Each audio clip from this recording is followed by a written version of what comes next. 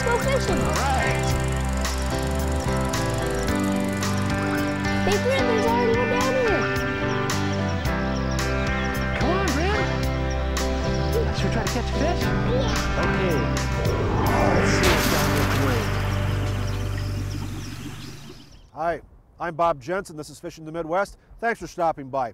We're starting off today ice fishing. We'll be in the area between Walker, Minnesota and Grand Rapids, Minnesota, fishing with a group of guys. Tom Newstrom, Jeff Sundin, and Rob Hamling really know how to catch fish through the ice. After that, we're going to Sturgeon Bay in Wisconsin chasing smallmouth bass. We'll be with Brett Alexander and Jeff Kolodzinski catching big smallmouth in clear water. First though, it's ice fishing. Let's go.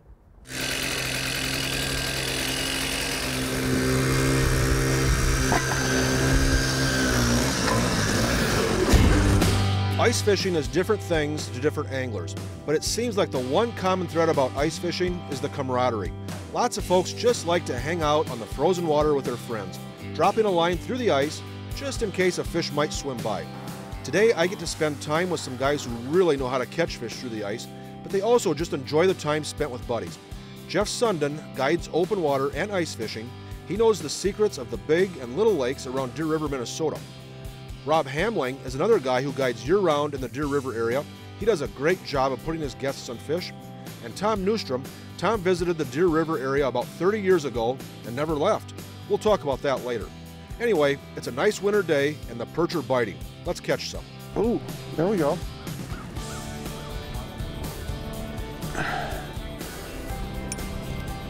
Oh, not great, not bad. They're kind of a funky fin, but you know what? Tell you what, for eating, you can't beat them. I'll take perch almost over anything. Nice little fish. Here we go, here's one. Pretty nice one here. Nice, pretty colored. Another Berkeley gulp alive fish. Real nice one. Now, although this is going to be a casual day of fishing, none of that sun up to sundown stuff, we still want to catch some fish. And the best way to do that is to go after them. We're popping holes in different depths of water to see where the fish are. When the sonar reveals some fish life, we hang out in that area for a while. Today, the bite started shallow and moved deeper. That's a better one, Tom. Look at there. Look at that one, that's a better one. Now, you know, we started out catching these bigger ones in the shallows today, and as the sun comes up, is it typical that they move out? We kind of moved out into deeper water. You know, a lot of times, Bob, you know, during the day, you know, they'll start out up shallow, like 7, 8, 9 feet, and then all of a sudden, as the sun gets up high, they start to move off to that next shelf, and sometimes, you know, they'll drop 4 to 6 to 8 feet during the day when it's sunny, and then sometimes they'll move back up later. You know something, Bob, there's another way to look at that too. A lot of times the fish chasing minnows, they'll move in and out. They'll be in deep water for part of the day, and then they'll move up shallow when the minnows move shallow, or if they chase them in there. But you have to watch close. If you're catching fish and they have a little bit of insect larvae on the roof of their mouth, those fish will stay put a lot more. If you're fishing a school of perch, oh, there's one right there. If you're fishing perch that seem like they're staying put and they've got some insect larvae on the roof of their mouth, you can stick with them a lot longer than these ones that are chasing minnows. That's not bad. About an 8.5, 9 incher. Little something. Ooh, come on, baby. Oh, don't get in that cable. There's a better one. Oh, look at that. Now, see, they're starting to get a little, you know, a little weight to them. When you get 4 guys fishing, there's going to be a lot of different lures in the water. We tried a bunch of different baits, but as usual, 4-inch minnows and buckshot rattle spoons in the 16th or 1/8 ounce size were really, really good. When the fish were aggressive, the bigger spoons were better. When the bite slowed and the perch were more selective, the smaller size did the best job. A spoon with some silver in it was the best color. When the bite was on, I loaded the spoon up with Gulp Waxies and Gulp Alive minnow heads to add bulk. You can catch a lot of fish on just one of the Gulp baits. 4-pound test trilene cold weather line is a good size to go with most of the time for perch. There's some good ice fishing ideas. When we come back, we'll have more. Stay tuned. These folks make the products that will help you catch more fish. Ranger Boats, still building legends one at a time. Gulp Alive, looks, feels, tastes alive. Northland Fishing Tackle, the fisherman's favorite.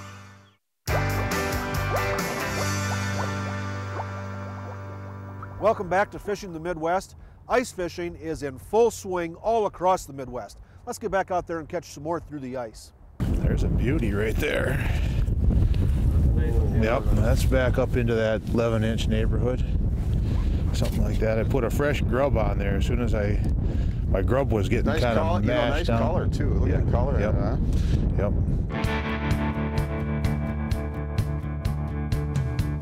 Ooh, here's a good one, Bob. Ooh. Is it? Yeah, this one ain't even a hoister. This is a lifter. Ooh, that is a big. What'd you catch him on? On a forged minnow spoon, and a couple Forged. waxes. Yeah. Now, there's the forage minnow and there's the buckshot rattle spoon. One rattles, one doesn't. Right. When do you use one or the other? It's kind of a horse apiece. I don't think there's any real, dominant time when I use one or the other. I think I switch them up, Sometimes if you're not getting bit on one, you go to the other and see which is the best. There are times one will produce and the other won't. Well, there is, and then sometimes I'll put 2 waxies on one and just one sometimes, and like I say, just switching them up makes a big difference, and that's what we try to do. Perch that size are fun, aren't they? Oh yeah, and that's a pretty fish, Look at that. You don't catch them like that every day. You certainly don't, no. No, nice stuff. If you've never seen the underwater world, an underwater camera is something you might want to check out. Here's a new one from Cabela's. Clint, it's so interesting to look at the underwater world, and this camera does a really nice job of showing what's going on down there. What is this? Yes, this is a brand new Cabela's camera, exclusive this year. It's a Cabela's 10-inch monitor. It's by far the largest monitor out there. It's got great lights for the low light conditions, muddy, murky water. You can adjust the lights? You can adjust the lights just by pushing the light button once. Yep. And then up or down. Yep. Which is a real nice feature. Some lakes are very clear, some lakes are very dark. So you need a good set of lights on there, especially towards that evening fish and everything like that. It's got your menu button right there, and it's got great contrast, brightness, so you can adjust all that stuff. It's actually got a port on the back too that you can hook it up to a big screen. A lot of these guys with the bigger fish houses, they got a bigger TV in their house, and that's kind of fun for everybody to watch. And yeah, it's going to be 65 feet of cable, so it's plenty deep. You get plenty deep. The cable is actually measured in 5-foot increments, so you got the depth right there. This is the Cabela's Advanced Anglers 10-inch monitor, available only at Cabela's. Good job, Clint. That's the kind of product knowledge the Cabela's people can provide to you every day to make your outdoor experience even more enjoyable. Now let's get back to the fishing.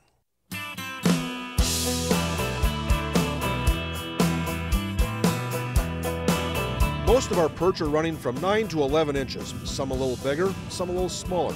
Rob caught this big guy and had some good advice regarding bait presentation. Jeepers, how big is that one? That's got to be pushing 11 inches there. Yes, anyway. That's a beautiful perch. How deep was he? He just came flying off the bottom as soon as I was dropping my jig down. And when they're coming down, when you watch your bait go down, you see them come up, what do you do? I basically try to stop it, and I don't want the bait to go below them if I can help it. Yep. So I'll try to stop it and have them finish coming up. Make them come to it. Yep. Yep. That seems to trigger the bite a lot better than them dropping down, because I think they lose sight of it when it drops Yep. below. That is a nice perch, isn't it? Yeah, this is a beauty. As I mentioned earlier, Tom moved to the Deer River area a number of years ago. Here's that story. I moved here from Chicago 32 years ago. Did you really? How come? Well, for one thing, I've always wanted to live north to go fishing. When I got the opportunity to get a job up here, I got a job as a deputy, but I started guiding in Lake Geneva down in Wisconsin before I moved up here, and then when I came, I saw an opportunity, and I started guiding here after the first year I was here, and I've been guiding for basically about 31 years here. How did you choose this area of northern Minnesota? A real good friend of mine moved here, back here to this area. He grew up here, and he lived down in Illinois, and he moved back here, and I just kind of followed him. But when he invited me to come up fishing, and I absolutely fell in love with it. It was just as good as I've ever seen. The Fishing the Midwest fishing team uses and appreciates the efforts of these people. Abu Garcia for life. Cabela's, the world's foremost outfitter of hunting, fishing, and outdoor gear. Freybill, trusted gear since 1938.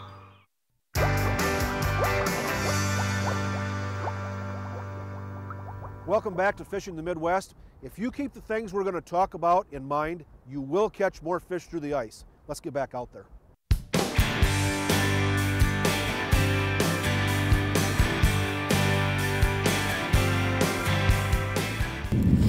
a nice one. Whoa, that is a nice Nice fish. Rob, I noticed you were catching them pretty good over here, and then you quit catching them pretty good. They slowed down, and you changed baits and started catching them right away again, didn't you? You know, the fish would come up and look at the bait, and they wouldn't bite. So I switched to a Berkeley Gulp Alive waxy, just maybe a different scent, a little different profile in the water.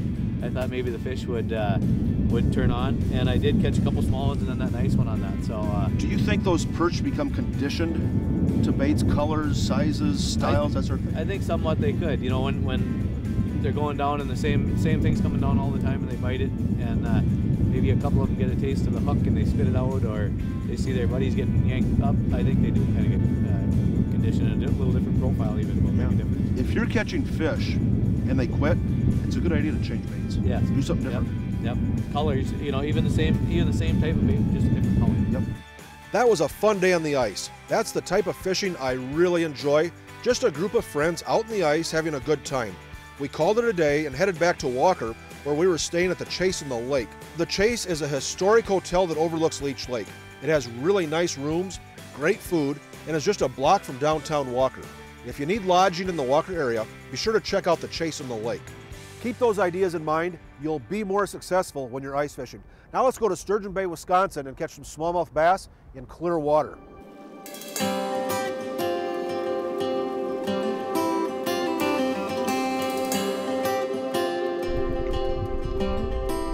There's something fun about fishing in clear water. It's just so interesting to look down and see what kind of cover we're fishing. But clear water can also be tough to fish. Fish in clear water can be spooky. Brett Alexander is a guide on Sturgeon Bay in Door County of Wisconsin. Sturgeon Bay has some of the clearest water you'll find anywhere. It also has some of the best smallmouth bass action you'll find anywhere.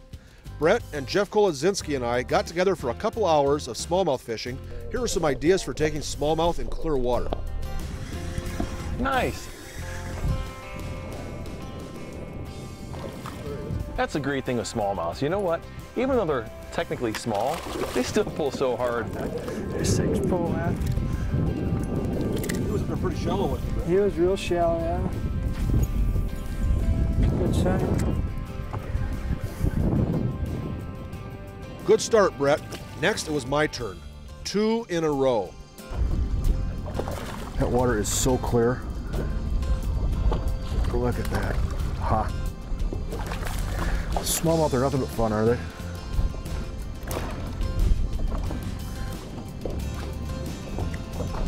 And these guys are just kind of out here wandering around, Brett? Yeah, Bob, what they do is they set up for the winds. You know, you got the wind blowing under the rocks here. You got to watch the winds and... Oh, nice fish. Como, you know what? I think. I would take the net in this guy. All right. I really would. It's my I really honor. would. Oh, look at that guy. Jeepers. Oh, nice look at him. fish, He nice just wants to fish. jump. Yeah, that's It's coming a up great again. Fish. Oh, awesome. Oh, that's a bigger one. Yeah, that's so poor. 19 inch. Oh, right there. Oh, yeah. Nice work, Bob. Nice. Man, oh man.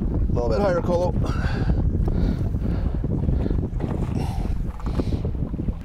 Whoa. Boy, he ate Look, that grub look, too. look at he ate that thing. He wanted it. He was all a bit deeper. Wow. You know, Colo, oftentimes you see people landing smallmouth bass by hand. Ooh, isn't that fun? That is just a good one. You see them landing by hand? It's better for the fish to get them into the boat quickly by using a net, isn't it? You know, Bob, one of the worst things you could do is bounce the fish off your carpeting or windshield when you just pop them in like that. If you scoop them up with a net, especially one that doesn't have any knots, and this one is made of knotless mesh netting, you don't take off the slime coat, you don't chip off the scales, and the fish are really healthy when they're released. So in lakes that have a slot limit or what have you, it's a much better way to use a net than just to flop them in the boat. Well, in addition to that, you just get the fish in the boat a lot quicker. You know, when they're flopping around the side of the boat, and it does something to them, and it wears them out. You don't want to get them in the boat, get them off the hook, back into the water, and then get our bait back in the water faster too. The longer they fight, Bob, the more lactic acid they build up, the more tired they are for longer periods, even when they're back in the water. So put them in a net, it goes much easier. In fact, talk about quick, that one's now ready to go for your next smallmouth. That net Colo helped me out with is the Fraybill Hybrid net. That net needs almost no room for storage. Smallmouth bass are so much fun. When we come back, we'll catch some more. For more fishing success, check out these outstanding products. WalleyeCentral.com. More walleye information than you can handle. Growth Energy, America's ethanol supporters. Nanofill, the next generation in fishing line.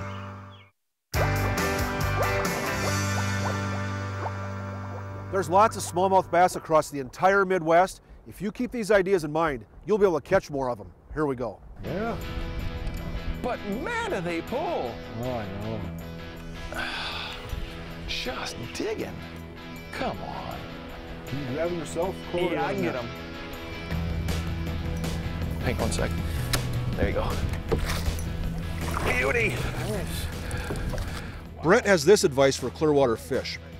Brett, the waters here around Sturgeon Bay and this area are super clear.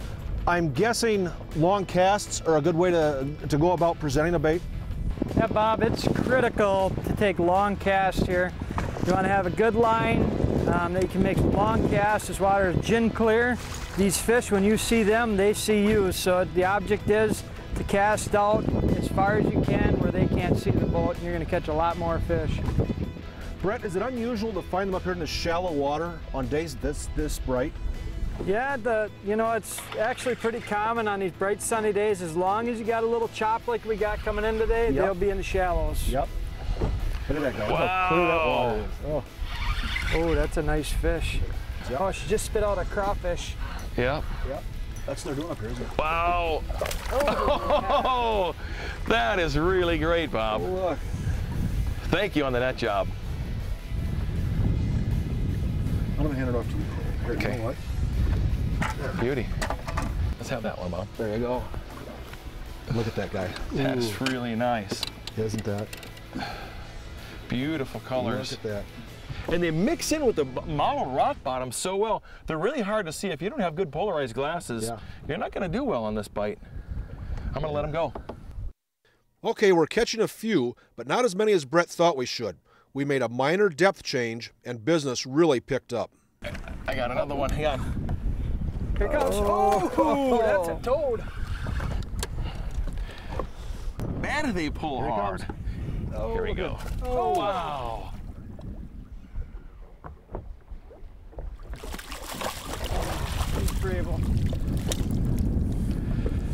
Nice, Mr. Alexander. Very nice.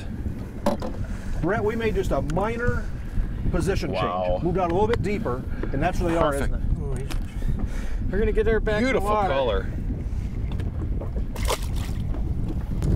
Yep, Bob, it made all the difference. All we did was slid out a little bit. We were fishing at 2 to 3 foot. Now we're hit that 4 to 5, and that's the edge that they're laying on.